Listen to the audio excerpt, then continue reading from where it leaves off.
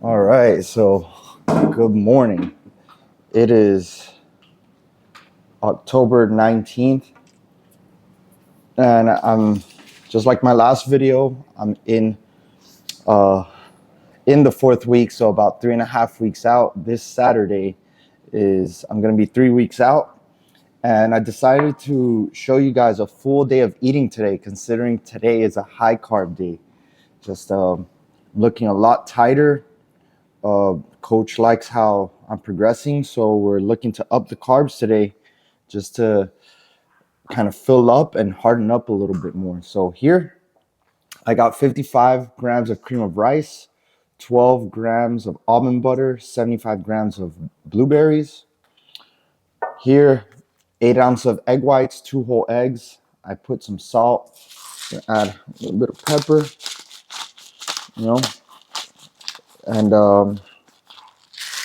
and I have this. And right here, I have a greens powder supplement by Ghost. I really like Ghost green powder supplement, and also a serving of Metamucil, powdered Metamucil. So I'm pretty much gonna chug this with my vitamins before I dig into this food. But man, you have no idea how good uh, green powder supplements have been for me. Like as far as digestion, right? I digest food much better, and I'm not ever constipated or anything like that. So here I got a bunch of supplements that I have to take every day. Multivitamin, things for blood pressure, things for the heart. Make sure you get your vitamins in, guys. This bodybuilding stuff is can be pretty rough on your health if you're not taking the necessary precautions. So, and I'll talk a little bit more about health and bodybuilding, right? Probably in the future, but definitely there are things that you can be doing or taking, if you know what I mean, that can be pretty detrimental to your health, you know, especially if you decide to go the route of taking performance enhancing drugs and things like that. You got to make sure you do your research and you stay healthy, get your blood work done. Super, super important. Like if you do decide to take PEDs, you got to make sure not only do you get your blood work done, but you make sure that you know how to progress. You got to make sure you know how to eat and how to train properly to make progress, right? A lot of guys jump into it being number one way too damn young, right? Like if you're under the age of 25, you shouldn't be touching that stuff. At the same time, if you haven't been training for at least 5 years, you shouldn't be touching that stuff also. Once you're consistent, right, with your training and your nutrition, and you know how to break through plateaus, and you want to take it to that next level, possibly compete, then yeah, then you can possibly think about it. But even then, don't do it unless you're truly serious about it, because it's a lifetime commitment. It's something you shouldn't take lightly. Know the negative side effects, right? And make your decision from there, but do your research. Understand there's ways to mitigate a lot of the risks, right? And make sure you know that before you put anything in your body.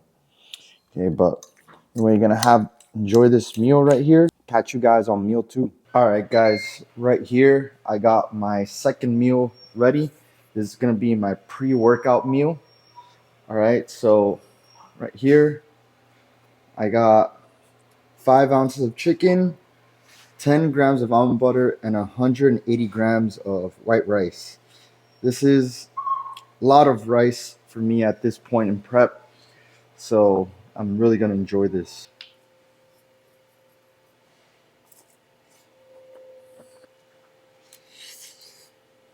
So on my way to the gym, about to hit some chest and shoulders, mostly shoulders, shoulder focused. but I am going to be hitting a little bit of upper chest. But as you saw yesterday for my back day, I did hit medial delts. But today's going to be primarily like front, medial, and rear delts. I'm hitting all three heads. So I normally like to start off with some kind of reverse pec deck or rear delt exercise, as I feel like it really helps to stabilize my shoulder.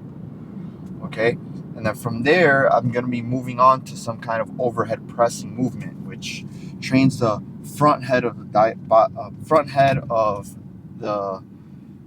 delt primarily. Okay, and from there I'm just going to go by feel, definitely hitting some kind of lateral raises, most likely like cable lateral raises. I'm also going to be hitting some kind of incline press. I really like incline machine press. I might do dumbbells too, but we'll see how I feel. Even though I am having a little bit more carbs, right? Typically, I think it's because of how lean I am at the moment. My energy is not 100%. I can definitely feel the weight on my feet.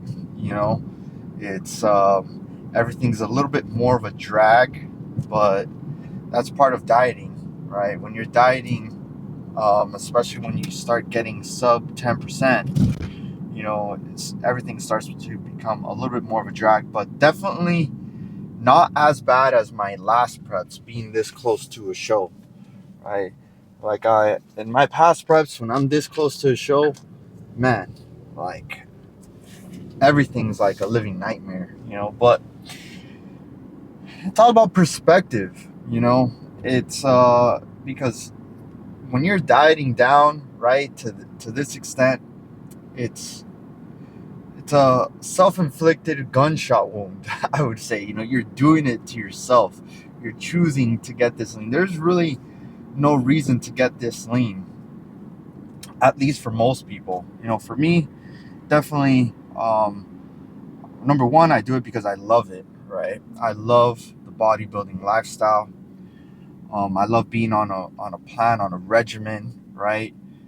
I love it. Gives me a sense of purpose every single day, a target to hit every single day, and at the same time, just simply competing, it helps me as a personal trainer to get my name out there, to document my journey, and show you guys what it takes to get this in, because I know a lot of you have the desire to live a healthy lifestyle. You guys want to feel good under your skin, have the confidence, right, to take off your shirt and feel good and look good naked, right? A lot of us want that. And I'm here showing you guys what it takes. At the end of the day, you're deciding to embark on this journey. So you got to embrace every step of the way. So a little bit about nutrition, right? When it comes to dieting, right? Like I always say, it's all about calories in versus calories out. But if you want to dive a bit deeper, right? Something that's super important that most people get wrong is protein intake. Most of you guys do not get in enough protein throughout the day. So if two people are eating, say, 2,000 calories, but one is having less protein and the other one's having a lot of protein, the person who's having less protein is not gonna make as much progress as a person who's eating more protein, right? And how much protein should you be having? Roughly 1 gram of protein per pound of lean body mass. At least. I say at least. Some people say that that's overkill, but personally, my whole entire lifting career, I should say, I haven't eaten less than 1 gram per pound. Rarely ever.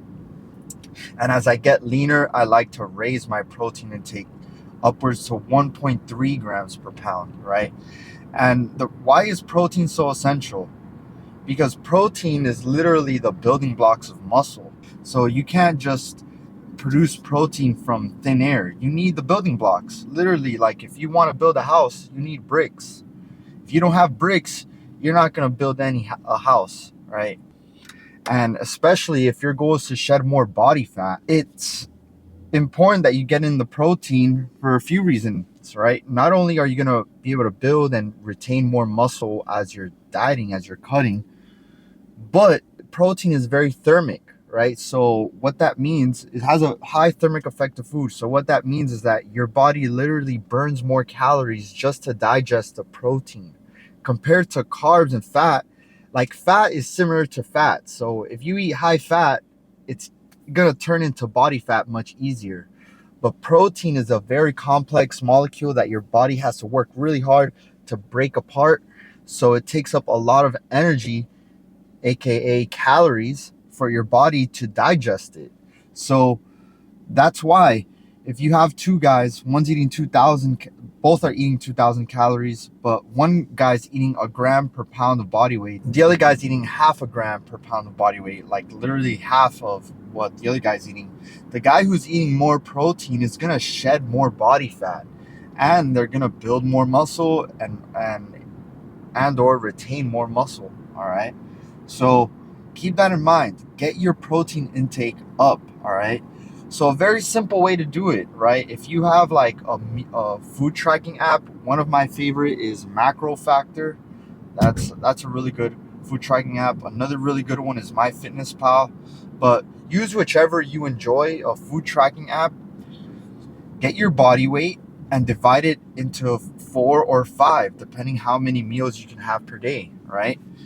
And say, for example, I weigh 190, right? So let me pull out the calculator here. But I weigh 190 pounds, and I divide that into 5 meals. I gotta have at least 38 grams of protein per meal for those 5 meals. And then simply in MyFitnessPal, for each or whatever food tracking app you use, you input the protein, your protein source for each of the meal, for each of the meals. For breakfast, it can be whey protein, it can be eggs, egg whites, ham, anything you enjoy, and add food until you hit 38 grams, and then do the same thing for the next meal. For the next meal, say it's chicken, put enough ounces of chicken or steak, whatever it may be, whatever protein source you decide, and add enough chicken so that you hit 38 grams of protein, and so on and so forth for meals 3, 4, and 5. Right? Keep going until and add your sources until you hit um, the amount of protein that you need for that meal, and just stick to it. Right? Just stick to the plan. Right? Once you plan it out, that's half the battle. All you got to do is gather your groceries, gather your ingredients, and stick to it. Weigh it out. Use a food tracking app and a food scale to weigh out your food, right? And and remember, calories is king, right? Calories in versus calories out. So if you're looking to lose body fat, you got to be in that. Oh shit! This guy just slammed his brakes. But if you're looking to lose body fat, you've got to be in a calorie deficit. So you got to eat less calories than what you burn. Bro, what the fuck? People are driving crazy right now. But and how much calories should you be eating to lose weight? So say you burn, for example, this is just an example, right? Say you burn 3,000 calories per day. And this is just an estimate. Like, you can go to a website like TDEE calculator, total daily energy expenditure calculator, right? And it's going to ask you a few values like your body weight, your gender, your age, how tall you are, right? And how active you are. And then it's essentially going to like poop out a number, right?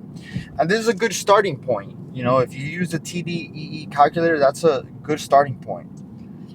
Stick to that same number of calories, right? Every single day for roughly 2 weeks, and track your body weight every single day, right? You can type it in your notes app or an Excel sheet, whatever floats your boat. Someone go. I think you're next, dude. But type it in an Excel sheet, and then from there, see the overall trend, right? The camera's going everywhere, but see the trend on how your body weight is fluctuating, right? If you notice that you're gaining weight, then hey, you gotta take off some calories. If you notice that you're losing weight, all right, you're in a good spot. And how much weight should you lose? No more than 1 pound or 1% of your body weight per week. So if you weigh 200 pounds, you don't want to lose any more than 2 pounds per week. If you're losing more than 2 pounds per week, man, you're kind of overdoing the cut, and you're bound to crash, right, and give up just because your body's not made to be losing weight that fast, right? So 1% of your body weight per week, and that's it, right? A gram of protein per pound of body weight. Eat enough calories so that you lose roughly 1% of your body weight per week, and then from there, stay consistent, right? Track your track your body weight every morning after using the bathroom. Write it down. Stick to your meals. Stay consistent. Be patient. Remember, like for example, me, the point where I am right now, I've been at it for almost 11 weeks. Okay, 11 weeks, just staying super consistent, not skipping any meals, not cheating on my diet whatsoever, hitting my calories, hitting my protein, getting my sleep in, drinking my water, doing my cardio. That's another big thing. Do your damn cardio, guys. Like, the more calories you burn with cardio, the more food you're going to be able to eat. You'll be surprised. Like, some of you guys might not even need to change anything with your diet. Just simply add cardio and you'll probably start losing weight, right? Once your weight stalls out, then okay, then maybe some take off some calories from your diet. But that's it. That's all it is. It's a numbers game. Calories in versus calories out. Burn more calories, eat less calories, but keep your protein high, no less than a gram per pound of body weight. If you're getting leaner, raise it to 1.1, 1.2 grams per pound of body weight, and stick to the plan. All right. But that's my rant when it comes to nutrition, right? Hope this kind of helps. Use a food tracking app, use a food scale. But about to drink this pre-workout right here. I have 2 scoops, about 200 milligrams of caffeine, right? A bunch of other nootropics. This is HTLT by Greg Doucette, his pre-workout 2.0. I also added a scoop of creatine in here. Here, intra workout, I have the Gorilla Mind essential amino acids and half a scoop of the Relight electrolytes. So electrolytes and amino acids, I drink it during my workout. It usually lasts me through cardio, so I'll be sipping on this throughout the workout. But let's go crush shoulders. So guys, for this shoulder workout, I started with reverse pec deck, right? Like I said earlier, I really enjoy doing this exercise starting off my shoulder days because I feel like it stabilizes my shoulder, and more importantly, it warms it up, right? Because if I go straight into pressing without warming up my shoulders, it just doesn't feel right. So training the muscles of your back, like your rear delts, and the muscles all around your shoulder blades, they help to stabilize your shoulders. So it's a good idea to start off with rear delts. At the same time, my rear delts are a weak point, and it's something that I've been trying to improve. So I like to save my energy for it and start off with it, right? From here, I went to this Smith machine Panada press, right? So what's really cool about this machine is that the handles come in, right? So you feel a really good contraction of the shoulders, as opposed to most shoulder machines, they only go straight up without coming in, right? So you don't get as a good of a contraction. So this is like almost like using a Smith machine. The only difference is that it comes in and both hands work individually. So you know for a fact you're working both sides equally, right? So here, that was my top set, right? I did two 25s and a 10. This is my second top set. You know, I'm always trying to push to failure or as close to failure as possible, right? Sometimes I may leave like one rep in the tank, right? Especially if I don't have a spotter. But as long as you're pushing, you know, like 1 to 2 reps the most shy from failure, you're gonna make gains, right? There's a lot of studies have shown that you don't have to go to complete failure. You'll see similar gains if you push 1 to 2 reps shy from failure. But for most people, I recommend they try to push all the way to a failure because, quite frankly, most people don't know how to push themselves, right? So you got to test your limits first. So after my second top set, I dropped roughly 30%, right? Maybe a little bit more. I took off one of the 25s. And then again, I pushed as close to failure as possible. And notice my range of motion. I go full range, and then towards the end, I hit some partials, right? This is like an advanced technique. Once I can't get any more reps, I try to push up as high as I can, even if I can't complete the rep, right? So here I did a second drop. I took off the 10. And again, I pushed all the way until I'm able to do partials and get as many reps as I can with the partials, all right? So a lot of research has been done on stretched partials where you're stretching the muscle, and you can make an argument that you might see more gains doing stretched partials than full range. So that's why I like incorporating both of them. From there, I moved on to this neutral grip incline press from Panada. You know, again, like I'm super spoiled in this gym. So super grateful, but if you ever have access to Panada machines, I highly recommend. But you can always do an incline dumbbell press. It kind of works the same way. That was my first top set with 2 plates. Right here is my second top set. Take a note as how far I go down. I really try to stretch my chest at the bottom. All right, that's another thing. Making sure for every rep you try to work the stretched position. Right, most people try to get the weight up, but they don't think about how they get the weight down. You know, you want full range of motion. This is healthy for your joints, right? It makes your joints bulletproof, and at the same time, you make more muscle gains because you put more tension on the muscle, all right? After my second top set, I dropped 50%. Then again, I'm always trying to go to a failure, full stretch for every single rep. And I think I did stretch partials here too, right? So here, when I reach failure, right, I there you go. I do some stretched partials. And very important, I also, for all these pressing movements, I keep my chest up, shoulders back and down, right? This puts all the tension on the shoulders, all right? From there, I moved on to cable lateral raises. What I really like about this exercise is that because you're on a cable, there's constant tension on the delt.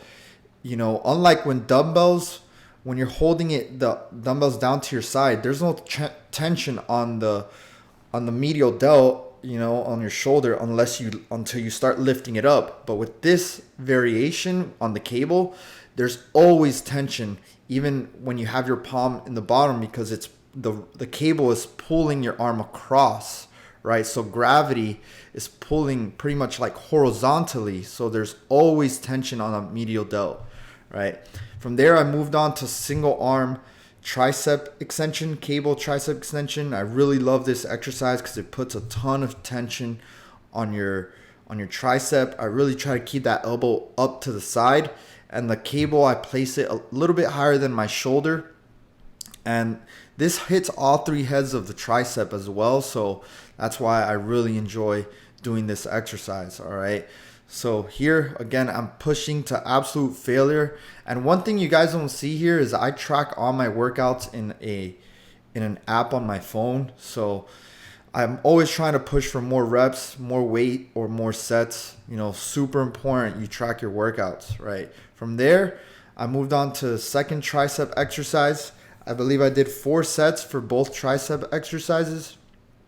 And this is a French press, easy bar French press, or easy bar overhead tricep extension. You can always use this sitting down on a regular bench and use like an easy bar, but we have a machine for it, so I just decided to go with the machine. But hope you enjoyed this workout, guys.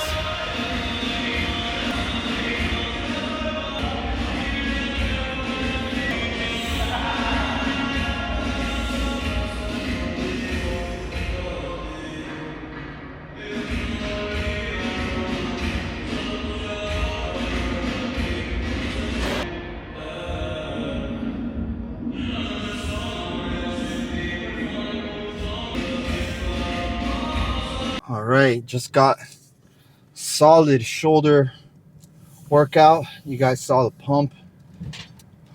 That posing room is freaking amazing. I love that posing room. The lighting is absolutely amazing. Like I told you, I'm just spoiled, in that gym. Pro Body Tech in Miami. The only downside is that they blast the music, right? Which is why I didn't use my mic today and I did a voiceover.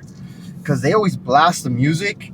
And the last couple of vlogs, I noticed the audio is just not the best. And I'm concerned about getting like copyright strikes and stuff like that. So I'm better off doing like a voiceover of my workouts. And I don't know. We'll see. We'll play around with that. But about to go home, have my post-workout meal. I think I'm having 4 rice cakes instead of 2 rice cakes, which is freaking awesome. And a scoop of whey protein.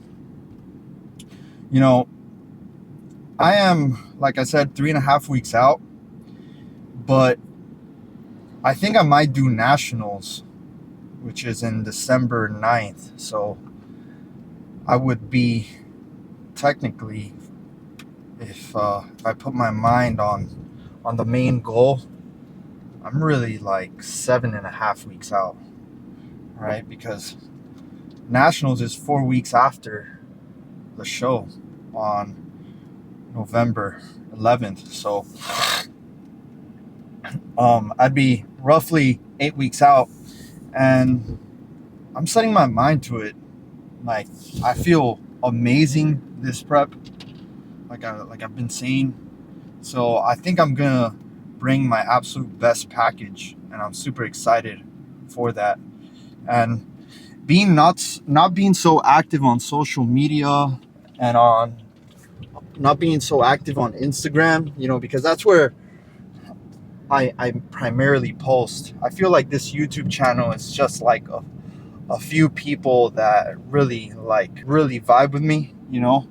On Instagram, it's a lot of like family, friends, acquaintances, haters. You know what I mean? A lot of people that I don't know also. So I'm not putting so much pressure on myself as far as posting, saying, "Oh, I'm 6 weeks out, 4 weeks out."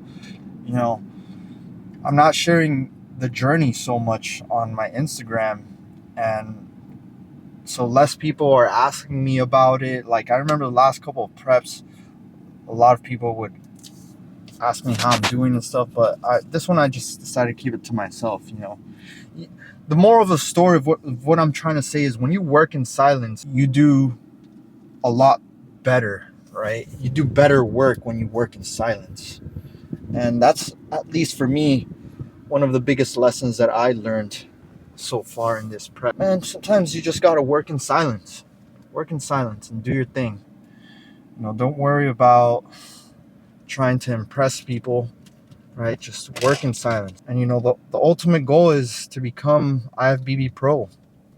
I really want this, and that's what's driving me. Like, I know exactly what I want. This is what I want. If I do everything I possibly can to reach my goal, and I don't get it, right, then maybe this is not for me, right? But definitely one thing is, I don't see myself giving up anytime soon. No one's really told me that I have potential in this. I feel like I just saw the potential in myself. I made a judgment call and looked at myself, and I was like, this is what I'm doing. I think I can do good in it.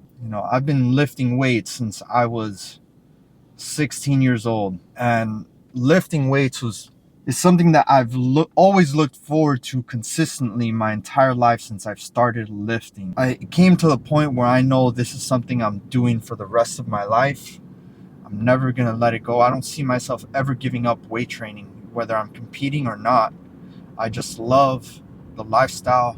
I love training, and that's something that you've got to embrace. If you really want to do this, if you want to get in the best shape of your life, you got to understand that it's a lifestyle change. You got to get rid of the old mindset. People who make the best results and are able to sustain the results are the ones that are able to get rid of their old mindset, like almost kill their old self and embrace this new lifestyle, embrace this new life. Yeah, I had an amazing workout, good cardio session today. I burned like 650 calories. I added roughly 2 minutes to my cardio. That was kind of my call. My coach didn't tell me to, but from 35 minutes to 37 minutes. And you'll be surprised how many more calories you burn with just 2 extra minutes, especially on the elliptical. Either way, catch you guys on the next clip. Post workout, I got 4 rice cakes and I got 12 grams of honey. This is what I like to do. I like to put my rice cakes on the scale, turn it on, and then just simply weigh it out. About 4 grams each. And with my protein shake, I like having L-glutamine. L-glutamine is really good for the lining of your gut, right? So it helps keep your gut healthy, right? It fortifies the lining, and it helps with your immune system, believe it or not. And the protein of choice for today is this Gorilla Mode cookies and cream, right? This flavor is pretty solid. It doesn't taste too much like Oreos. Like, I wish I can have Oreos, but it's not too bad.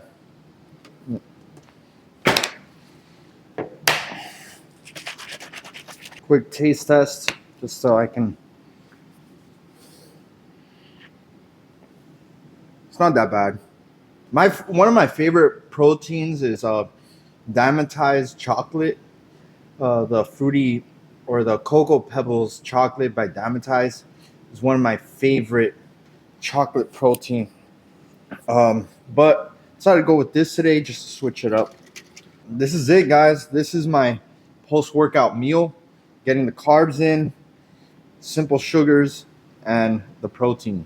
Yeah, and when I'm having this, I like to sit down and really enjoy it because, like, at this point, you got to enjoy the bite of every little thing you have.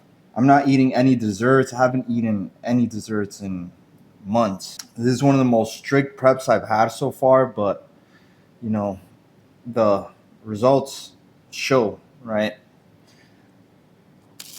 Honestly, when I'm eating this, like, my mind just goes blank just because it's sweet and I don't really have much sweets ever. So this is like the only little hint of sweet I have throughout the day. So guys, I currently have the air fryer heating up. This has been like the best tool throughout all my preps.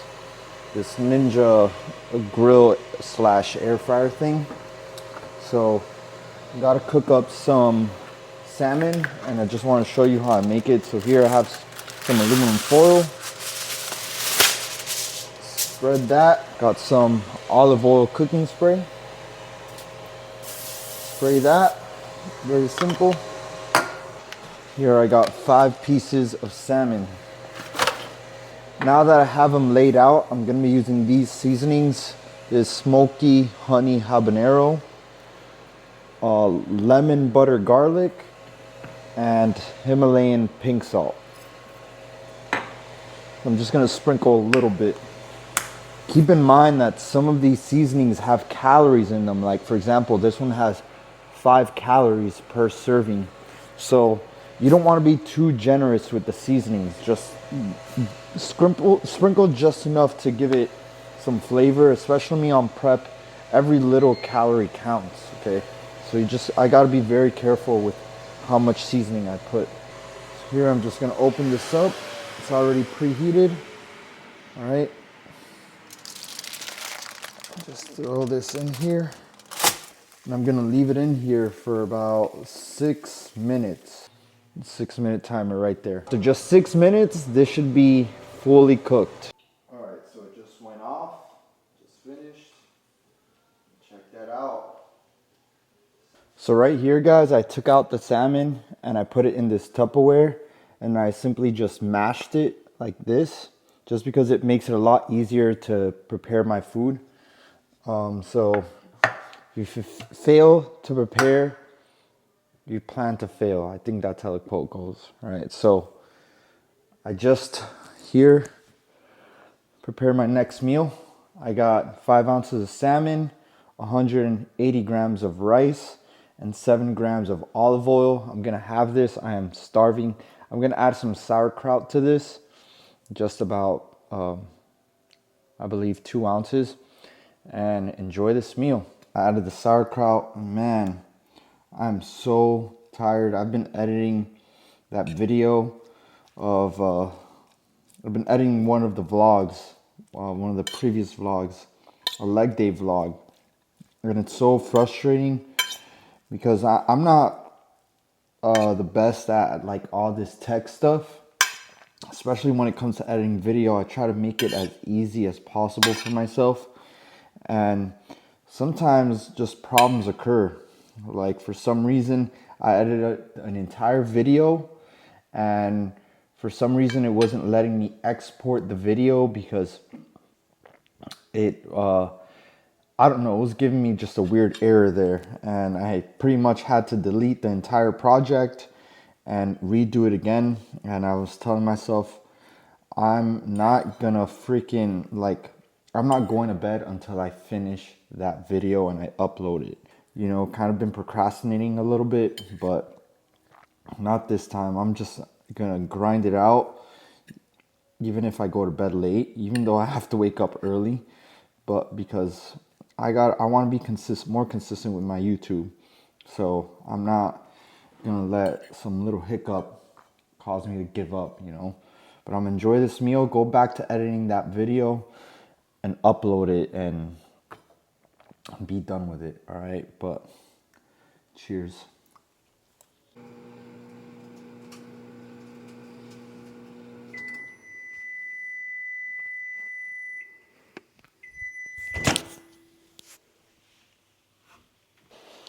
So guys, I got my fifth and final meal.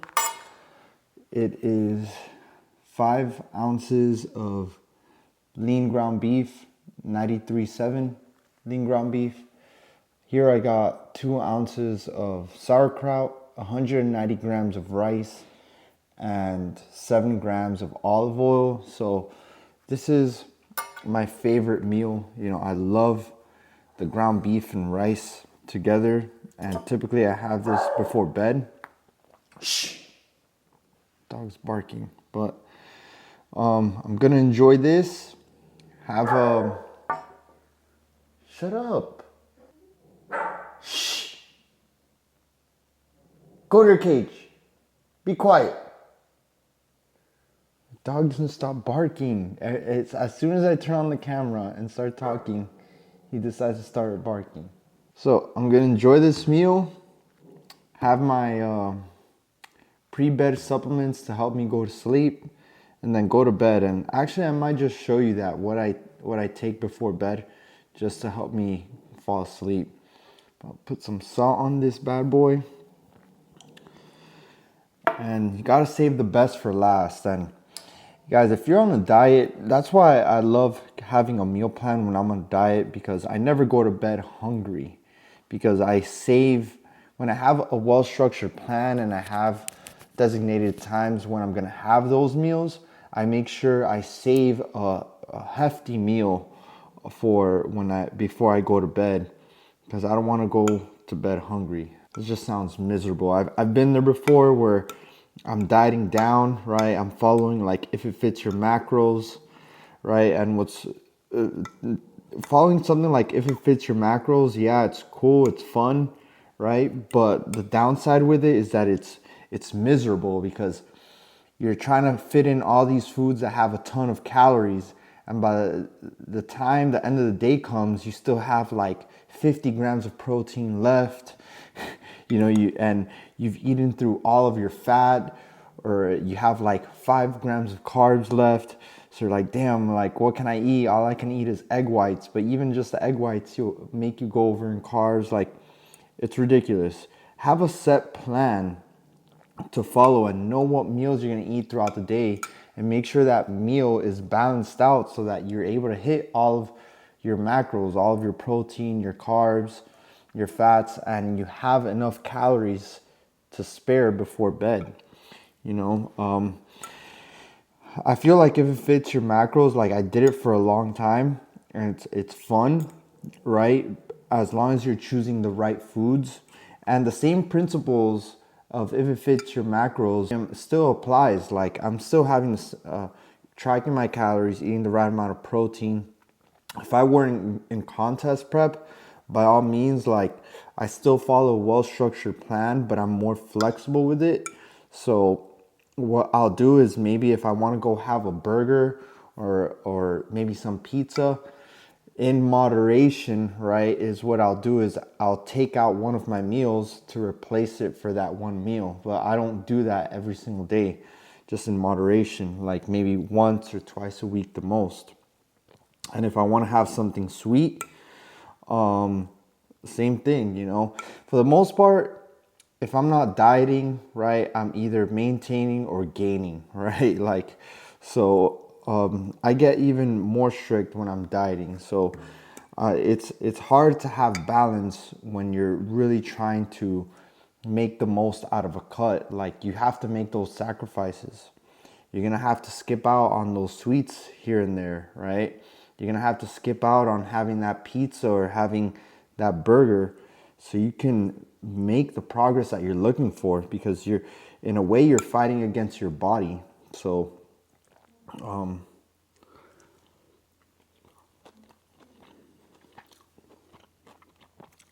once you reach your goal, then you can have some balance, but commit have set a time frame. Set, I'm gonna be dieting till this day. When you have that date in mind, it gives you that end of the tunnel effect, like light at the end of the tunnel. Like, say your goal is to lose, hey, 15 pounds in 12 weeks, right? And say you're in week number 10 and you only need like 2 or 3 pounds to go, right? You have that light at the end of the tunnel. It's like, that's what's gonna help you really push through. You're gonna like, I fucking got this. I just got 2 more weeks. I can grind this out. I'm gonna do my cardio, stick to the plan, and you push through it, right? And once you get there, right, then you have some balance. You enjoy life. You know, you slowly start introducing foods, but set a time frame, set a goal, and keep that goal in mind. And once you set that time frame, I'm telling you, setting a due date is huge when it comes to achieving your goals, because again, that light at the end of the tunnel effect is really big. It's what anchors you down to finish off your goal and to achieve it, especially when it comes to cutting. All the times that I've had the best results as far as getting lean, I've always had like a due date. Like the first time I decided to cut, I said I'm gonna do a 12-week cut and the end of my cut is on this day. And once I said that and I committed and I flipped that switch, I stuck through it and I grinded it out. And the same thing with my first prep and my second prep. I set a show day, and that's what anchored me down to stick through it. I'm gonna enjoy this and then show you my bedtime supplements. So guys, this is what I like, are the supplements I like to have before going to bed. There's a few, right? But one that's made a huge difference is myo-inositol, right? This is 500 milligrams. I like to have 1,000 milligrams, so 2 pills of these. So what this does is that this helps you stay asleep. If you struggle staying asleep at night, get you some myo-inositol, right? And what's really cool about myo-inositol, it also helps with your blood sugar. So if you have like blood sugar issues, or if you're eating a lot of carbs, maybe you're in the off season or something like that, it somewhat works like a glucose disposal agent, GDA, you know, so it helps lower your blood sugar and control your blood sugar. Another one is apigenin, just 50 milligrams. This helps you like get calm down at night, right? And helps you fall asleep. Same thing with magnesium bisglycinate, right? 200 milligrams before bed. This helps you fall asleep. It relaxes you. It relaxes all your muscles, right? And it's really important for proper muscle contractions, all right? So it also, it indirectly helps with performance because you're getting in that magnesium to help with muscle contraction, and it helps relax your muscles. So take this before bed. Also, GABA, this helps you fall asleep too, but it's recommended to have it every other day, or like 4 days out of the week. You don't want to have it every day because it can get pretty addicting and you become dependent on it. And one thing that I started adding, especially like roughly like 4 weeks out, is this supplement by Chemix, right? It's called Cordy. So the active ingredient here is something called Imodin, right? So this literally blocks it blocks your body's ability to produce cortisol, and you don't want cortisol at night or before bed. You know, when you have too high cortisol levels, it blocks your body's ability to burn fat. And I've noticed that once I start adding this in, I wake up a lot tighter and drier. So Imodin or Cordy, highly recommend this supplement, and especially how my body responded on my last prep. I was very stressed out. Possibly I had a lot of high cortisol levels, which is why I didn't come out as lean as I'd like. So I've been making sleep a huge priority ever since my last prep. You know, taking all the supplements I need to make sure I get a good night's rest, and also changing a lot of different lifestyle factors, like making sure I get sunlight in the morning, making sure I get sunlight also in the evening, at least 5 to 10 minutes of direct sunlight. So not literally staring at the sun, but making sure the sunlight hits my eyes to wake up my body, start my circadian rhythm, and also get sunlight in the evening to help me wind down. All right. And if you notice, I try to come the nighttime, I try to keep my house pretty dark. Even these lights that are right here, I would usually turn them off and have just very low light and dim lights. This helps my body and my mind wind down for bed. But these are my supplements for bed. Hope this helped. And catch you guys on the next vlog. Peace.